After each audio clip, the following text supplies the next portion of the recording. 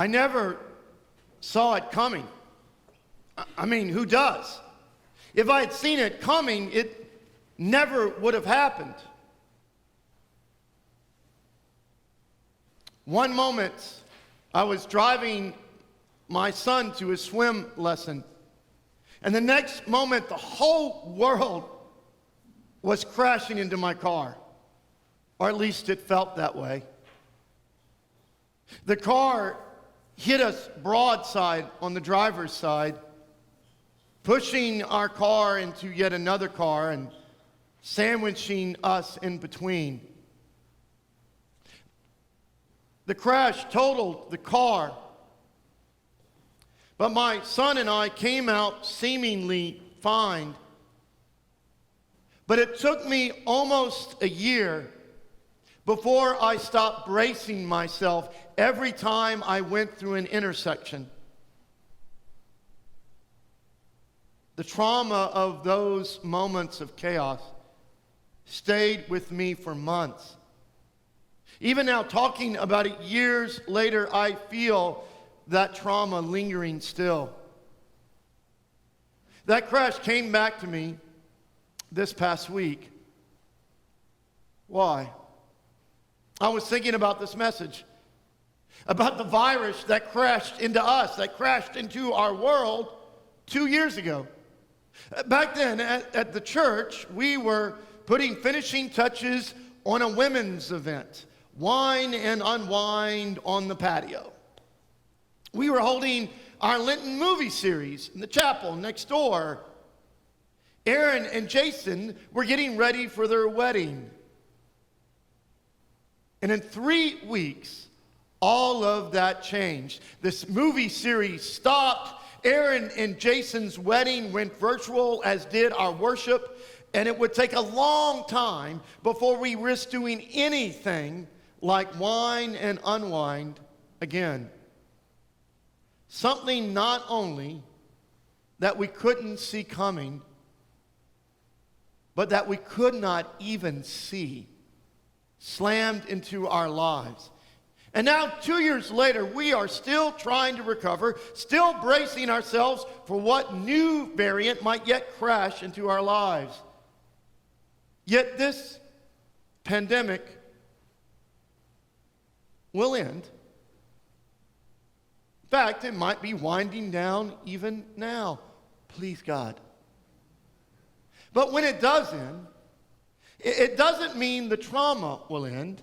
I mean, these few moments of chaos when that car crashed into my son and I, it held on to me for months. And this slow motion COVID crash that hit all of us lasted far more than a few moments, more than a few months even.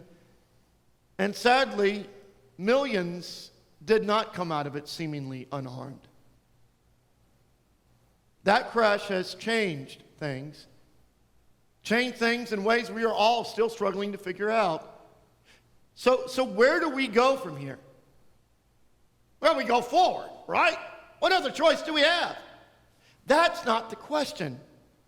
The question is, how do we go forward? How do we go forward in strength despite lingering anxieties and fears? How do we go forward with hope, with possibility, when so much remains uncertain, at times scarily so?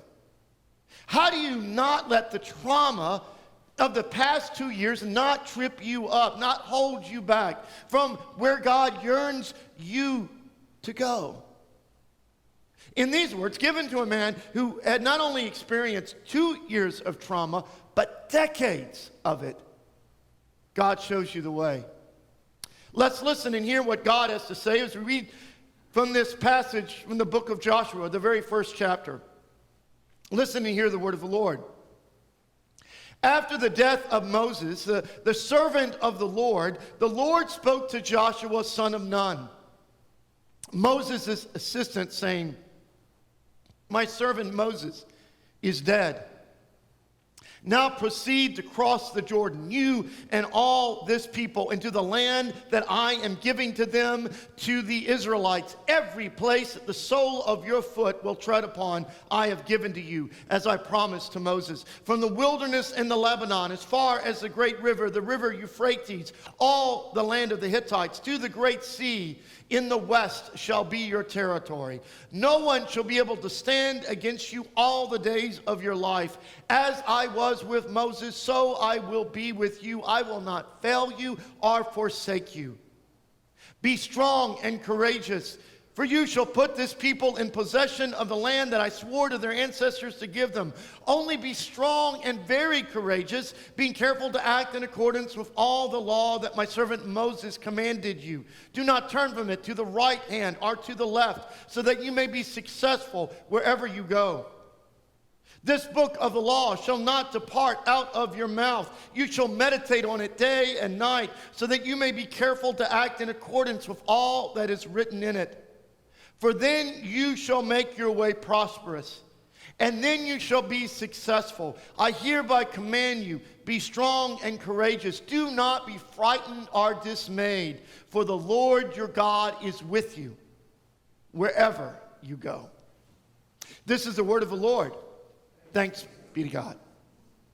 Years ago, the writer Margaret Atwood wrote, "When you're in the middle of a story, it isn't a story at all, but only a confusion, a dark roaring, a blindness, a wreckage of shattered glass and splintered wood." It's a bit dramatic, that description, but it fits. When you're in the middle of a story, you don't know how the story ends. Right now, Ukraine has no idea how the story ends, nor do we. In the middle, it even feels like a mess. And if that story is your life, is your world, in the throes of a pandemic and so much more, that is a scary place to be. So in the middle of that story, how do you go forward when you don't really know what forward looks like or what unknowns lie in your way? Here God tells you, you realize this: you don't ever go forward alone. But more than that, you realize you do have to leave something behind. And the leaving behind is often where the struggle comes. In this story, Joshua is struggling. Look at the pep talk God has to give him, assuring him again and again that he's not alone. As the Bible puts it, Joshua was frightened and dismayed. Why else would God have to tell him to not be, but to be strong and courageous instead? But why was Joshua frightened? Why was he so dismayed? He was frightened because he feared failure. He feared failing again. See, Joshua had been in the same exact place 40 years before, and he had failed. Do you know the story? Back then, the freed Israelite slaves had made it to the land of Canaan, the land God had promised their ancestors centuries before, but the land was not vacant. Lots of other folks lived there. So the Israelite leader Moses sent 12 spies into this promised but very populated land to check it out. And the spies came back with good news and bad news. First, the land rocked. It had incredibly fertile land, bountiful rivers. It literally flowed with milk and honey. But here was the bad news. There were giants in the land, and they were not going to go easy. So 10 of the 12 spies concluded the Israelites had no chance to come against these giants in Canaan with the Canaanites' superiority in strength and numbers. That would be nothing short of suicide. But 2 of the 12, Joshua and his friend Caleb, disagreed. They saw the same reality, but they told themselves a different story. They told themselves, if God could defeat Egypt, the greatest empire in existence, then Canaan, even with its giants, is a piece of cake. But guess who won the argument? It was not Joshua and Caleb. The Israelites went instead with the majority report, with the 10. As a result, God sent them back into the desert for 40 years. Why 40 years? God basically wanted that entire generation to die off, hoping their kids might have a bit more get up and go. God let only 2 people from that generation survive, Joshua and Caleb. And now one of them, Joshua, had become the leader of the people. But Joshua had to be haunted by the failure of the past. See, already back then, Joshua was being groomed as Moses' heir apparent. But when Joshua had a chance to show his leadership chops, he blew it. He and Caleb called the people forward into battle. And the people stepped back. Someone once said, if you are leading and no one is following, then you are not leading, you are just taking a walk. And Joshua was taking a walk. That's what he did back then. So now he had to wonder if his generation, the one who knew him, wouldn't follow him, why would their kids? You see, that's the problem with moving forward. Moving forward carries the possibility of failure. And leaving behind that fear so you can move forward in strength, that can be the hardest task of all. You see, what I didn't tell you about the car crash with my son, what I still struggle to face even now, is that on that day, I failed my son. My insurance carrier decided I did. They concluded I was the driver at fault. In other words, I drove my son through a red light into a crash that could have killed us both. A parent has one job above all else: to keep their child safe. On that day, not only did I not keep my child safe, I drove my child into danger. When I braced myself for months at intersections, I wasn't just dealing with the trauma of that day. I was facing the fear I'd fail my son again. In life, failures come. People fail in their relationships with their families, at their workplaces. Leaders fail, parents fail, I fail, you fail. All of us fail.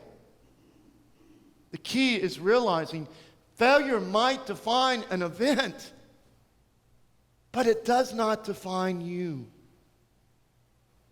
And that means finding ways to learn from our failures, but at the same time to go forward in strength and leave them behind. In these words, God is calling for Joshua to do just that. God is reminding Joshua, not only have I not given up on you or on these people you lead, I am committing myself once again to be with you, to go with you every step of the way, to let you know I will not fail you or forsake you, that you do not go alone. In fact, during those 40 years in the desert, God hadn't left them alone there either. Some of God's greatest miracles God did in those years. In our own 2 years in the pandemic, God did amazing things here too. God enabled us to expand our preschool to a new location in Hollywood Hills. God provided a 6-figure gift that not only sustained us, but enabled us to make changes that will bear fruit for years to come. God gave us new ways to gather, like prayer on the patio at 9 a.m. and new events like music in the garden. God showed us new ways to reach others via everything from YouTube to TikTok. But the pandemic also sped up changes that make challenges churches face even bigger than before. Most churches have seen only half of their folks return. Few more than that. And already before the pandemic, for lots of reasons, including failures of the church, people had been leaving churches behind. And the pandemic just made that leaving faster. Here in Hollywood, we face those realities. We face places in our past where, yes, we could have done better, been more willing to risk, to try new things, to go more boldly. And certainly we can learn from that, but we cannot stay there. Moving forward into God's future means leaving the fear of our failures behind, trusting God to go with us into what lies ahead. Over the past 3 weeks, we've been talking about 3 potholes we all fall into. Number 1, avoiding troubling truths about ourselves we don't want to see. Telling ourselves stories based more on fear than reality. And getting caught in the false story of desire, deserve, demand. Yet here's the reality. At some point, we're going to fall into those potholes again. Hopefully less and less, but potholes are part of life, at least this side of heaven. The question is not, are we going to fall into the potholes? The question is, are we going to move forward from them? Are we going to move forward out of them? We know the right answer. We're supposed to move forward, of course. But even so, we know it can be too easy to fall back, to avoid the troubling truths, to live in the false stories, to refuse to risk the failures that might come with moving forward. So how do we do it? We remember, no matter what failures we face, we don't go forward alone. God goes with us every step of the way. Isn't that what God is telling Joshua? Be strong and courageous. I am with you wherever you go. But how can we know that's true? How can we know that God will do that for us as God did it for Joshua? We remember this, that God went with us even when we failed God in the most painful way possible. When Jesus died, most of his followers, even his closest friends, failed him. They went away, they fled, they hid. One of them denied he even knew Jesus. Yet when Jesus rose, where did he go? He went to them. He ate with them. He even went fishing with them. And after 40 days with them, he told them to go into all the world, to share the love that in Jesus God had shared with them. And then he said this, I am with you always to the end of the age. In other words, Jesus was saying, I am with you. I am with you on your best days, and I am with you on your worst days. And I will not stop going with you until everything that is broken is made right. Not only in you, but in the world, in the universe, until you and everything become all that God has destined everything to be. By the way, on the day of the crash, the day my carelessness failed my son, a young Jewish mother was going with her kids from the synagogue on the corner. She saw the crash. She stopped. And while I spoke with the sheriff's deputy and gathered things from our demolished car, she took my son into her minivan to sit with her kids, to play with their toys. And she stayed with him and with me as if she had all the time in the world until my wife was able to arrive. When my world crashed due to my own failure, God sent a Jewish mother to watch over my son. Ove! God does that because God goes with you wherever you go. So go boldly.